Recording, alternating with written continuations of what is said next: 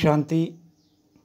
स्वागत है आप सबको मेरे आध्यात्मिक चैनल में। व्यूअर्स, आज का विषय ध्यान के बारे में है। एक लंबा समय ध्यान में बिताने के बाद जो समझ में आया वो आप तक पहुंचाने की मेरी ये एक चेष्टा है।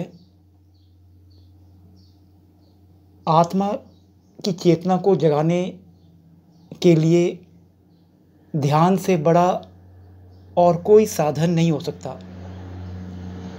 मनुष्य जीवन को अगर आपको सार्थक बनाना है तो आपको गुरु कृपा से ध्यान के मार्ग में चलना पड़ेगा। यूँ तो ध्यान के मार्ग में जाना बहुत मुश्किल काम है, लेकिन यदि ऊपर वाले के आशीर्वाद से अचानक वो ध्यान की जागृति आपको मिल जाती है, वो चेतना स्पंदन मिल जाता है, तो आप समझ लेना आपको बहुत बड़ा खजाना मिल गया। बहुत कुछ आपने जान लिया। ये जो सांसारिक क्रियाकल्पों के पीछे आप भाग रहे हो, गंगा बिल्कुल उसके विपरीत बहेगी। सब कुछ आपकी ओर आने लगेगा। उस समय तक आप बहुत कुछ छोड़ चुके होंगे। बस ज़रूरत है कि ध्यान की उस एकाग्रता, उस परम शांति, उस कंसंट्रेशन को प्राप्त करना। उसको प्राप्त करने के लिए ही हम गुरुओं का आशीर्वाद लेते हैं, तरह तरह के धार्मिक स्थलों में जाते हैं कि कहीं कोई ऊर्जा मिल जाए और हमारे चक्र शुद्ध हो जाएं, हमारी चेतना जागृत हो जाए और हमारे मनुष्य जीवन में आने का लक्ष्य हमें पता चल जाए। लंबी यात्रा मैंने भी ध्यान में किया और बहुत कुछ जानने को मौका मिला जो मुझे इतना किताबी ज्ञान से आज तक नहीं मिला। और मैं सबके साथ सारी चीज़ें शेयर भी नहीं कर पाता। थोड़ा बहुत आप लोगों को इस माध्यम से बताने का कोशिश करता हूँ। मैं कहना चाहूँगा व्यूअर्स, उलझनों या आवेशों पर नियंत्रण जब तक नहीं होता तब तक शक्ति का विकास कठिन है। इसलिए आज सबसे बड़ी मांग है कि प्रत्येक व्यक्ति ध्यान में प्रवेश करे। शक्ति के लिए ज़रूरी है व्यूअर्स कि शरीर और मन साथ में जुड़े रहें। शरीर एक काम करता है तो मन दूसरा काम करता है, जिससे शक्तियाँ क्षीण होती है। शक्ति का सबसे बड़ा रहस्य है शरीर और मन दोनों का एक साथ रहना। शरीर की शक्ति का होना एक बात है और मन की शक्ति का होना दूसरी बात है। ऐसे लोग होते हैं जो हजारों व्यक्तियों का सामना कर लेते हैं, पर उनका मन इतना निर्बल हो जाता है कि वे पग पग पर घुटने टेक देते हैं। व्यूअर्स, जीवन की इस लड़ाई में वही सफल हो सकता है जो ध्यान और एकाग्रता का अभ्यास करता है। पहले मैं भी नहीं मानता था। जब बाद में पता चला, हिमालय की यात्रा करने के बाद, ध्यान शिविरों में बैठने के बाद, एकांतवास करने के बाद, कि ध्यान में तो बहुत अमृत छुपा पड़ा है। ध्यान के द्वारा आप जो चाहो वो प्राप्त कर लो। बस आपको योग्य गुरु, योग्य मार्गदर्शन और आपकी जन्म कुंडली में कुछ दशाएं भी ऐसी चलनी चाहिए जो आपको इस ओर ले जाए। इससे बड़ा प्रसाद और कुछ नहीं है। इससे बड़ा मालिक का आशीर्वाद और कुछ नहीं है। बाकी चीज़ें बाई प्रोडक्ट्स हैं जो अपने आप आना शुरू होती है। मन में व्यूअर्स अनगिनत विकल्प उठते हैं, उनसे मन की शक्ति क्षीण होती है। जब मन विकल्प शून्य होता है तब मन की शक्ति क्षीण होने से बच जाती है।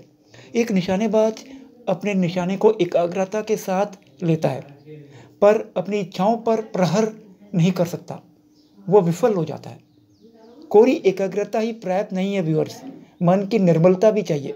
मन की निर्मलता से शक्ति बढ़ती है। फिर से सुनिए, मन की निर्मलता से शक्ति बढ़ती है। इससे मन टूटता नहीं और वह होने वाली हर घटना और परिस्थिति को सह लेता है। परिस्थिति को सहना छोटी बात नहीं है, बहुत बड़ी बात है, बहुत बड़ी बात है। जो विषम परिस्थितियों में भी डगमग नहीं होता, जो परिस्थितियाँ खराब होने के बाद भी डगमग नहीं होता, उसने ध्यान की बहुत बड़ा शक्ति प्राप्त कर लिया है। दो बातें हैं, ज्ञान और संवेदना। ज्ञान से शक्ति का विकास होता है और व्यूअर्स, संवेदना के द्वारा शक्ति का ह्रास होता है। शक्ति क्षीण होती है। सुख दुख ज्ञान से जुड़ा हुआ नहीं है, वो संवेदना से जुड़ा है। जिस व्यक्ति का संवेदन जितना तीव्र होता है, उतना ही वह सुखी और दुखी बनता है। मैं कहना चाहूँगा व्यूअर्स, इंद्रियों और मन के संवेदना से आदमी सुखी और दुखी बनता है। यह एक बहुत बड़ी साधना है कि आदमी इन संवेदनों से ऊपर उठकर ज्ञानी बन जाए। ज्ञानी सुख दुख की घटना को जानता है किंतु भोगता नहीं है। अज्ञानी सुख दुख की घटना को जानता कम है, भोगता अधिक है।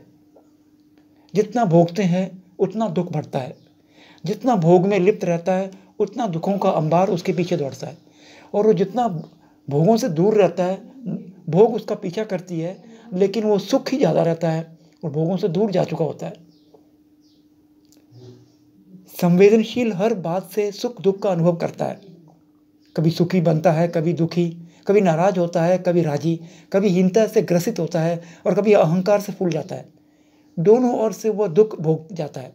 जब आदमी दुख भोगता रहता है तब उसकी शक्तियाँ बहुत क्षीण हो जाती है, मन बार बार टूटता रहता है।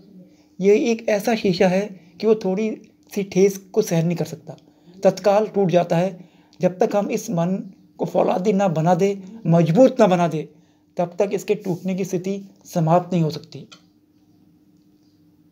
मैं कहना चाहूँगा व्यूअर्स, अंत में ध्यान आध्यात्मिक होता है, आत्मा की चेतना को जगाने वाला है, आत्मा की शक्ति संवर्धन करने वाला है। यह मनुष्य के मोह और मूर्छा को तोड़ने वाला होता है। आध्यात्मिक होने के साथ साथ वो वर्तमान जीवन में तथा व्यवहार के क्षेत्र में बहुत लाभप्रद होता है। उससे मन शक्तिशाली बनता है, संवेदनाएं शुद्ध होती है, आवेश कम होता है, निराश, कलह और चिंता कम होती है। व्यक्ति आनंद और सौम्य जीवन जीता है। अगर आपको ध्यान मिल जाए और पूजा करते करते ध्यान की इच्छा आ रही है, तो समझ लेना मालिक की बहुत बड़ी कृपा आपको मिलना शुरू हो गया है।